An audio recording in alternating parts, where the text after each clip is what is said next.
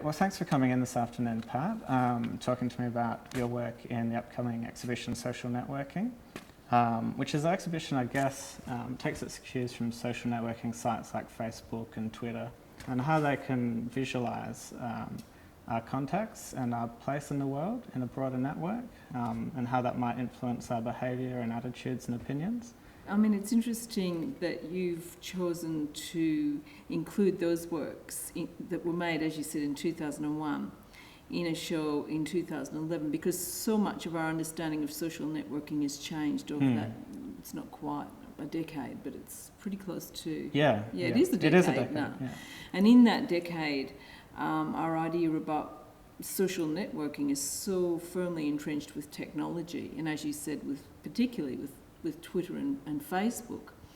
So it was a surprise to me when you invited me to include those works, which had come from different focus, but I can understand why you would include them in this exhibition, because it starts to make you think about how art might work as a kind of a conduit for social patterns of social network that take an audience into directions and into connections that they may not have otherwise been able to anticipate. Yeah. My original idea for that piece was more closely entwined with the idea of the valuing of the art within a global network. How does the art world, how do the decision makers within an art world decide that this is high-class art and this is going to get the highest value in the auction houses, and then you keep going down somewhere along there, somewhere, I suppose, I don't know whether art's at the top anymore. I think it might be design might have eclipsed it. But maybe, hey. Yeah. But anyway, so you've got these hierarchies, and somewhere down the food chain you'll get maybe craft, which nobody ever mentions anymore, and then artifactual production. And the assumption is that the lower down, there's perhaps the artwork doesn't have as much to say.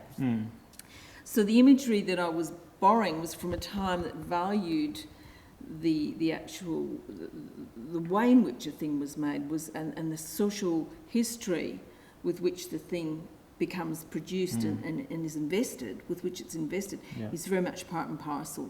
So we're talking about the imagery here, or the weaving process? We're talking first of all about the imagery that was from Russian Constructivism.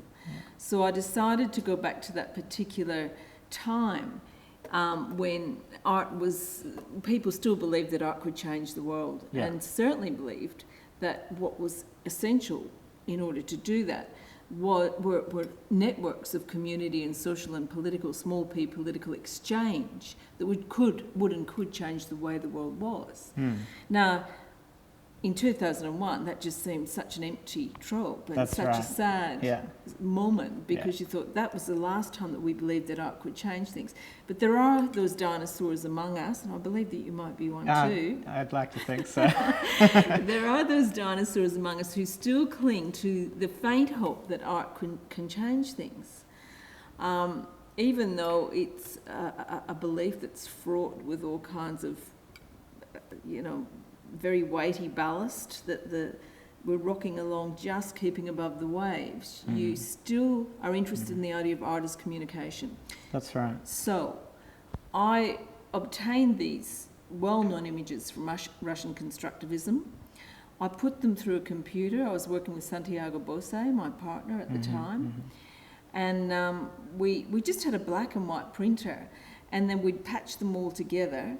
And in that process of reproducing the original through that very ancient computer in Baguio where Santi lived, there was a lot of drop art, the digital artifacts, lots of information. Bits would drop out, and you'd get the glitches in the machine, the ghosts in the machine. And then we'd sticky tape it all together and take it down to the women who had a very good weaving cooperative in Samar. And they would put it together actually it was in a cave, because it was a big wide open cave where they would weave in, because that kept the humidity better. Right, so it didn't... When they started they'd lay the big template on the ground. They would hand dye according to what they saw. Some of them are black and white, but not all of them are.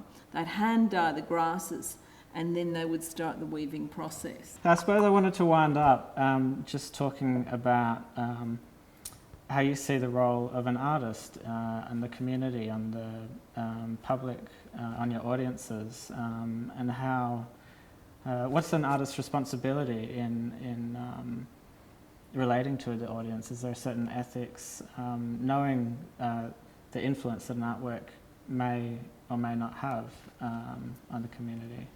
Well, it's interesting that you asked this kind of question with regard to a show that you're calling social networking, because then obviously it implies that the curator that's put that together is thinking about not the objects only, but the role of the artist in terms of linking those objects to audiences and to sites and spaces and to ideas and publications and all kinds of things that come out from that thing of production. Now, that's a brave thing to say in 2011, because we all understood some time ago, thanks to Roland Barthes, that the author's dead, the artist's dead, the institution can take over, the audience can take over meaning and leave that up to the sort of the exchange of goods and ideas. However... I'm young enough to ignore that, maybe. Are you? That's great. But you have heard the rumour. Oh, yeah. So maybe you also have... Maybe I came through uni when that was oppressively hammered in, and so there was no way I was ever going to accept it. I don't know. Right. So you still believe that the artist has a strong role to play? Well, I think as long as we're still talking, and it doesn't matter which means you're talking, whether it's through art, whether it's through conversation, whether it's in writing, whether it's through action, there's still an exchange of ideas. So I don't see why art should be sealed off as a platform of communication that doesn't work, that's simply, dead in the water.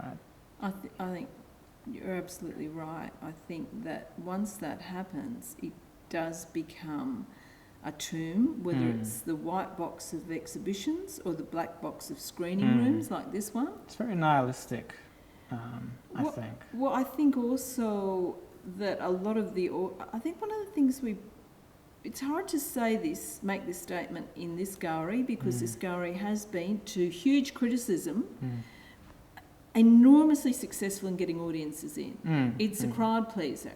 It gets your ordinary punter here. But the criticism comes from that rarefied group that move where the earth is thinnest in the art world, and that say it shouldn't be that popular. Now, in terms of the broader art world of Australia, that success has gone up. That success hasn't been there, and I think that for a lot of the contemporary art spaces, which were getting in bigger crowds 20 years ago, are getting the residue of crowds from these state galleries. And I would say that commercial galleries have an even smaller pocket of people that they entertain.